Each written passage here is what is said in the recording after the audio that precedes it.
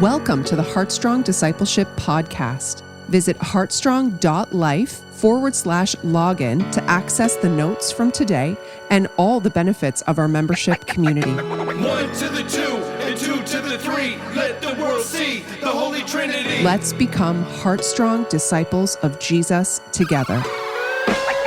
Early in the morning, Heartstrong family, faithfully talking with the Almighty. He walks with me through storms and tears, my doubts and fears. Never let me down in all my years.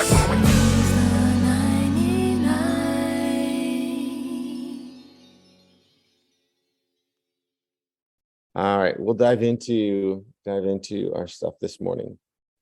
Okay, so where we've left off is Israel had gone in, conquered Jericho, stolen some stuff. They were devoted for destruction. They resolved that after they found out the hard way by trying to attack the next city. Resolved that, and then things are where they're at. So they've resolved that, and now they're on to trying to go after AI and capture AI the proper way with God's instruction. And Joshua, you see right off in the very start of this chapter, Joshua, who had been, supposed to be strong and courageous, and then who had fallen on his face and thrown dirt on his head and was, woe is me, what's wrong with us? Why can't we win? God, what have you done to us? Should have left us on the other side of the Jordan River. This same one, God again is encouraging to not be afraid and not be dismayed, because God would grant victory over AI now that his wrath had been justified. And it just made me think of this isn't that the way it is sometimes, that we're so blessed that God builds us up after we are flailing around like the sky is falling. We're all up in arms because we think, that there's no way for us to move forward. There's no way that it's going to work out. And then again, we calm down. We look to God.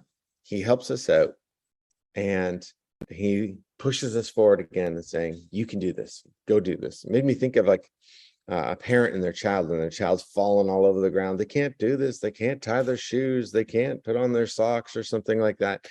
And you have to be so patient with them. They can finally do it. And then they get up and you're like, okay, now go on and do this. You can take on your day. And we can be like that spiritually with God. Even now, we can still do that. And we're so blessed that God has patience with us, and that he forgets that when his wrath is justified, when his offense from us is justified or forgiven, he forgets it and says, okay, now let's move forward. He doesn't look there at us begrudgingly going like, man, you're just going to do this again. I know you're going to do this again. And he doesn't like sigh and shake his head and said, fine, let's keep moving. He says, be of good courage, be strong, go for it. It's going to be fine. Let's do this. And it's just something that struck me, that we're so blessed to have a God who doesn't hold our past against us like that. So in an ironic twist of fate for them, well, not really fate, but in an ironic twist of reality, God grants Israel the freedom to have the spoils in this battle. If Achan had only waited, all he had to do is wait to the second battle, and then the spoils of the city they were conquering would have been able to be divvied up amongst the people. God was going to be generous. Just the first fruits of entering the land, the first fruits of their battles, were going to go to him in his treasury, and then the Israelites were going to get their shares. And we always do that, don't we? Have you ever had a moment where you lacked patience and trust in God, and that disqualified you from what God had for you? That's a great question for us. If you had a moment where you lacked the patience and trust in God, and that disqualified you from what God wanted to give you. And then a follow-up question for us would be, have we actually learned from that? Did we learn from that? Or are we repeating those mistakes? All right. Maybe you seized an opportunity to benefit yourself that you weren't supposed to, and you missed out on what God really intended. It's in our desire for those quick assurances, our lack of patience in trusting God, that he can disqualify us from what he wanted for us. It could be promotions, it could be opportunities, it could be blessings, it could be a number of things that God says, man, you jumped ahead of me, and now I can't give you this. It'd be great for us to pause and think of those things and remember that. So the next time that comes along, we pause and allow God to lead us and guide us. We're not so quick to rush ahead. And so now for Israel, God again gives them the plan for success. There's an ambush. This is their second city, and now there's a second plan from God for victory. Imagine if they had just inquired of God how to conquer Ai the first time. They would have been informed potentially that there was sin in the camp. God would have said, I can't go forward with you. There's sin in the camp. This would be a consistent theme for Israel. And so Joshua, though, to attack Ai, collects his soldiers. He takes 5,000 with him, and 3,000 would lie in wait for an ambush. Israel would go before Ai, and when the king and the army of the city would come out to fight them, they would flee just like they had the first time when Ai defeated them. And the king would be assured of victory again, chasing them out of the city, leaving the city vulnerable. And that is when the 30,000 would attack and plunder and destroy the city. Then they would hedge in the king and his army and seal their fate. And so that's exactly what happens. Joshua leads 5,000 out to battle. They turn and run just as planned. And when the moment is right, he says, this is what happens. And this is from verses 18 to 29. Then the Lord said to Joshua, stretch out the javelin that is in your hand toward Ai, for I will give it into your hand. And Joshua stretched out the javelin that was in his hand toward the city. And the men in the ambush rose quickly out of their place. And as soon as he had stretched out his hand, they ran and entered the city and captured it. And they hurried to set it on fire. So when the men of Ai looked back, behold, the smoke of the city went up to heaven, and they had no power to flee this way or that, for the people who fled to the wilderness turned back against their pursuers. And when Joshua and all of Israel saw that the ambush had captured the city and that the smoke of the city went up, then they turned back and struck down the men of Ai. And the others came out from the city against them, so that they were in the midst of Israel, some on this side and some on that side. And Israel struck them down until there was none left that survived or escaped. But the king of Ai they took and brought him near to Joshua. When Israel had finished killing all the inhabitants of Ai in the open wilderness where they had pursued him, and all of them to the very last fallen by the edge of the sword, and Israel returned to Ai and struck down with the edge of the sword. And all who fell that day, both men and women, were 12,000, and all the people of Ai.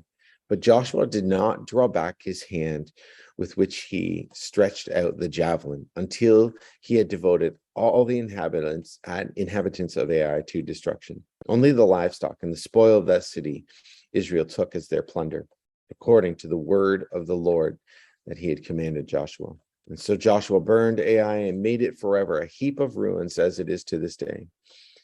And he hanged the king of Ai on a tree until evening, and at sunset Joshua commanded, as they took his body down from the tree and threw it at the entrance of the gate of the city, and raised over it a great heap of stones, which stands there to this day.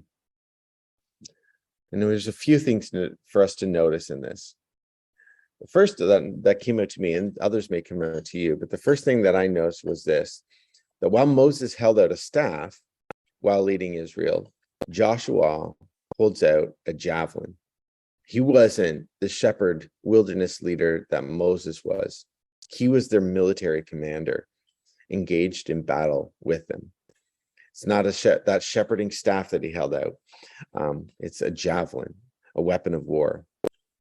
And even though victory looked secure, Joshua held out the javelin until it was completely finished, until there was nothing left to do. He left no room for error on this one. It made me think, are we sometimes guilty of lowering our quote unquote javelin when it looks like things are pretty much wrapped up versus actually completed? Assuming that since we're so close, we think we're for sure going to cross the finish line, when we're called to focus and to hold that out there until it is finally over. And then we see another heap of stones. And this one would mark Israel's second chance and their restoration, that they were not devoted to destruction. And from there, verses 30 to 35, Joshua then takes Israel to Mount Ebal in Mount Gerizim and fulfills what Moses had decreed in Deuteronomy 27. And if you remember Deuteronomy 27, that's a chapter there's a lot of curses in it, right? And they're cursing it talks about all the curses. Joshua would do all that was in Deuteronomy 27 and repeat all the law that Moses had given them. He would do that here just as Moses had commanded, because Moses in Deuteronomy 27, everything I'm saying here, I need you and want you to do at Mount Ebal with all the people and renew the covenant there in the land. You may wonder, what's so special about Mount Ebal? Well, this wasn't a new place for the nation of Israel. This is where God covenanted with Abraham. It's where Jacob had built an altar, but also where his sons killed all the men of Shechem, which would be a city right at the base of these mountains, for defiling their sister. And most likely the first rather than the latter allowed them to build an altar and covenant with God without conquering anyone around them. They didn't have to go necessarily to those cities and do that. The Bible doesn't record any of that. But what it does say is that they were able to go there and do that. So here again, Israel reads the law of Moses, repeating their call to be set apart as God's possession and live lives distinct for that reason. This would impress upon the people their need to obey. And then here, Joshua copies the law to stone for people to be able to see it and remember that place. Now, twice mentioned in this section are sojourners amongst them, people who had joined Israel and worshiped her God with her, whether they came from Egypt, whether they joined Israel along in its wilderness marching and wilderness living. They too were included in this moment. And it's important to see that Joshua includes them here in this covenant. They were grafted in, even as sojourners, into what Israel was doing and Israel's covenant with God. They weren't just a ragtag bunch of followers following behind. They were a part of this moment, cementing that Israel was to be a missionary country, a place where foreigners could come and be grafted into the community as worshipers of God. And that, to me, is a great foreshadowing of what the church, the body of Christ, is. How our community should be a community that embraces the sojourner as they look to follow God. And the question for us would be potentially this: would the seeker find welcome and rest in your home?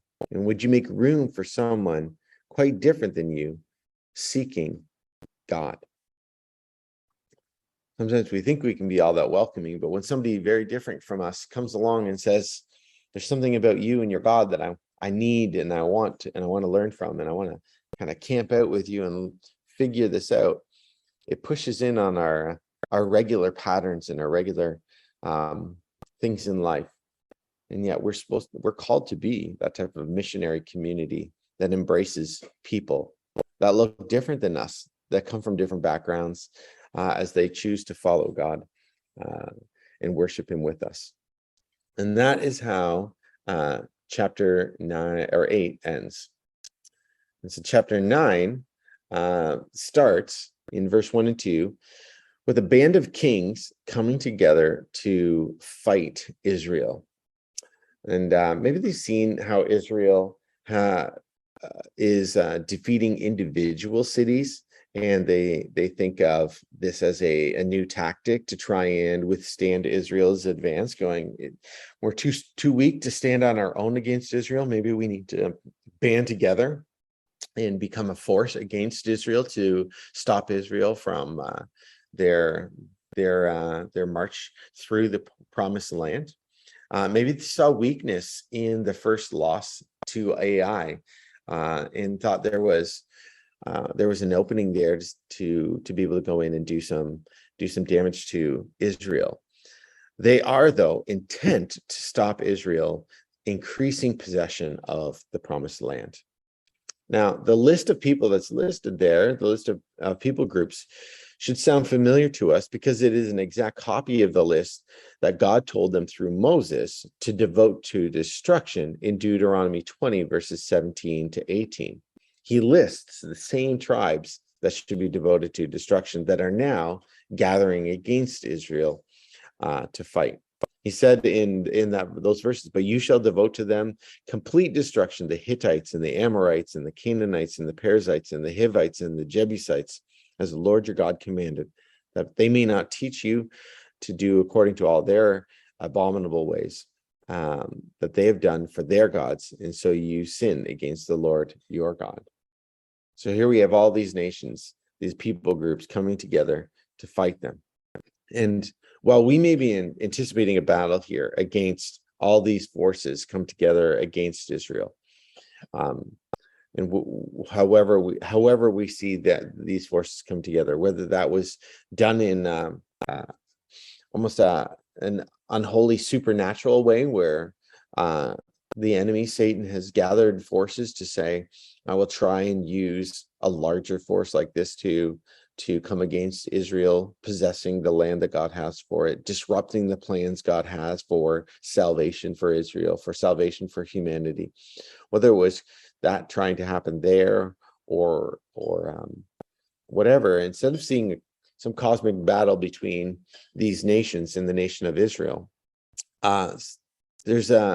we have a pause in the scripture here, because all of a sudden we have a big theatrical production taking place. This would make for the strangest of scenes if you're trying to recreate this, because all of a sudden you have the Gibeonites, who were, for geographical reference, about 8 kilometers outside of Jerusalem. This is way back, obviously before the kingdoms that Israel would establish and where Jesus would walk. But it was 8 kilometers outside of Jerusalem. There was the city of Gibeon, and the people there, they put on old, dirty, ratty clothes, worn out sandals. They carried dirty old luggage with them. They took old bread, crusty bread that they had laying around, and old wineskins that would be cracked from use and need to be done away with. And they, quote unquote, wander towards Israel. They wander towards where the people of Israel are. And despite their normal senses telling them that something seemed off when they see this group of people wandering towards them, Israel, they ask him questions. Are you sure you don't live in the land? Are you sure that you need to make a covenant with us? Are you sure that this is what needs to happen? Even though they have whatever, a spidey sense that tells them that something's not right here, they go all in and they believe the lie that we're far off country seeking refuge because they've heard of the name of Israel's God. And it says they heard of the name of the Lord. And it doesn't just mean they've heard Yahweh. And it would be, in some translations would say they heard of the fame of Israel's God. And it's a combination of kind of both. The name, they heard of God's name, but they heard of God's fame. And the word they use there to say the name of the Lord is to give reference to that. It's almost like it's the God we don't want to speak of, because he's so powerful. When we call on his name, we know that since we're not followers of him, it may cause damage to us because he's that powerful. There was an awe to what they were saying about the name of the Lord there. And so there's some truth to that. They did hear, they have that, they know of that, because it's just down the road that they've now seen Jericho and Ai fall, and they know they're probably next. And so they want to make sure that they don't die. And so again, like, despite the story sounding a little off, why does a far away nation need a treaty? If you're so far away, why do you need a peace treaty with the nation of Israel? And we don't need to make a peace treaty with South Africa. There's zero chance that we're actually going to come into any conflict with South Africa. They don't share a border with us. There's oceans in between. Why would we need to make certain types of peace agreements with them?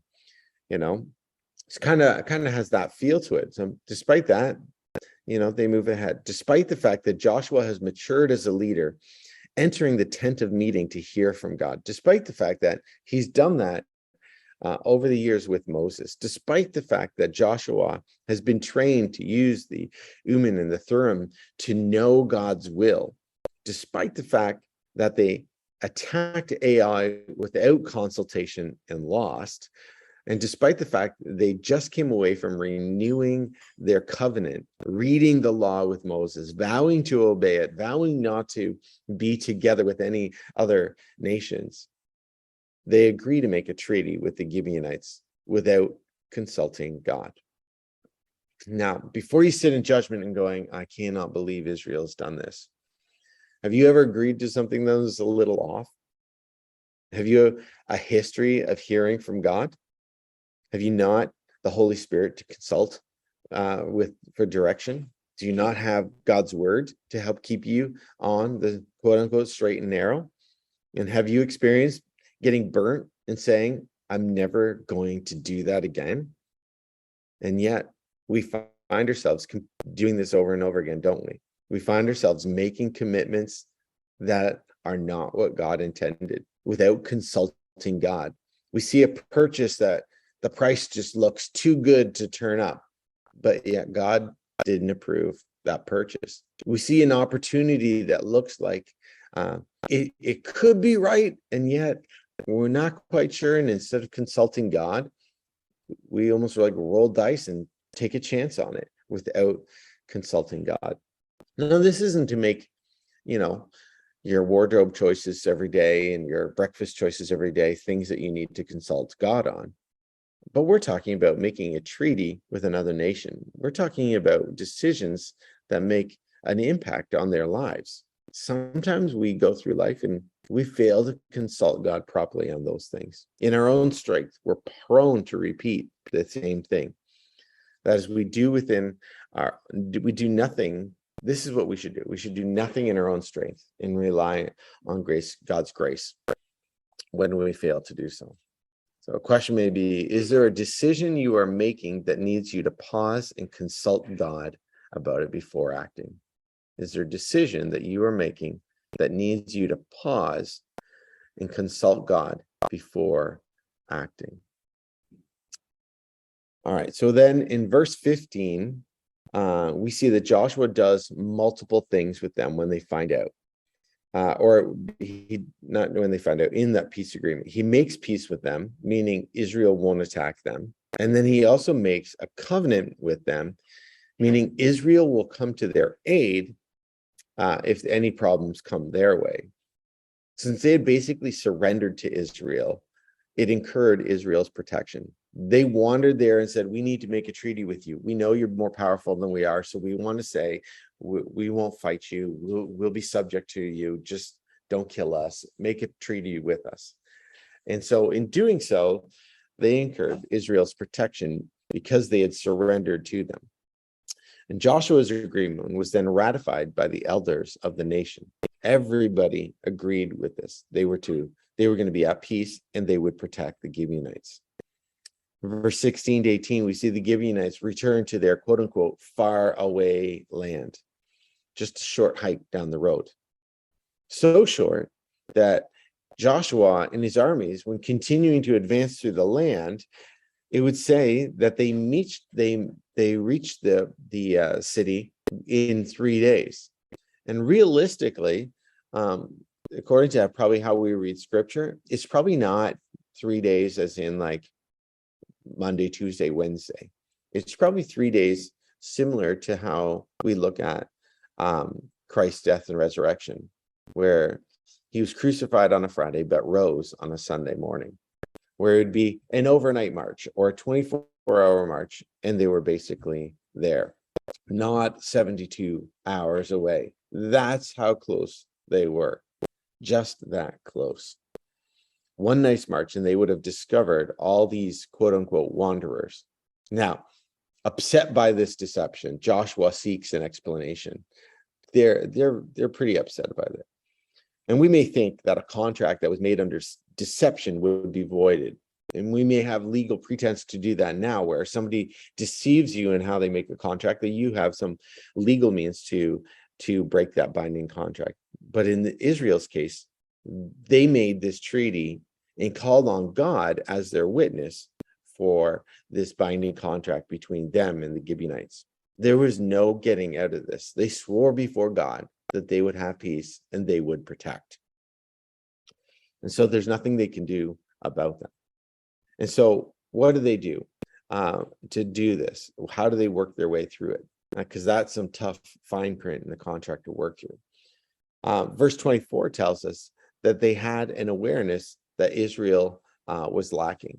These people, the Gibeonites, they understood something, and they were paying attention to things more than Israel was at this time, because they answered Joshua when he said, "Why did you do this? What was going on?" They said, "Because it was told to your servants for a certainty that the Lord our God, the Lord your God, had commanded his servant Moses to give you all the land and to destroy all the inhabitants of the land before you. So we feared greatly for our lives because of you and did this thing." Hear that? They were aware of Moses. They were aware of what the Lord had told Moses regarding the land and the destruction of the people. And they came to this moment in fear of God and his people, but with cunning to save themselves. They knew more about what was going on and were figuring a plan out more than Israel was. Israel seems to be just blindly going along, trying to do stuff as they go. But there's a nation that had heard from afar what Moses had promised, what Moses was going to do, what God was going to do for Israel, and was cunningly making plans for their own survival through that. And while they may have thought they cheated the system, cheated death, Joshua curses them that they are to be woodcutters and water drawers for the altar of the Lord, wherever that was. And this would be both a hard, demeaning, and laborious experience, but also one that placed them in constant proximity and connection with the ark and with the worship of God. Israel's sacrificial system would keep them very busy, but they had a connection now with the worship of Israel, which would be a significant place. And this would also be significant for the battles that were about to come that we'll read moving forward. But it's also interesting to note that similar to Rahab, and unlike the other nations that Israel would fail to remove or would have issues with, the Gibeonites would not be a source of Israel's shortcomings. There would be no idol worship that the Gibeonites introduced or rebellion against God. There would be no cultural swayings because of the Gibeonites. Nothing is recorded of them bringing Israel any harm or problems. The only trouble that the Gibeonites caused would be self-inflicted by Israel.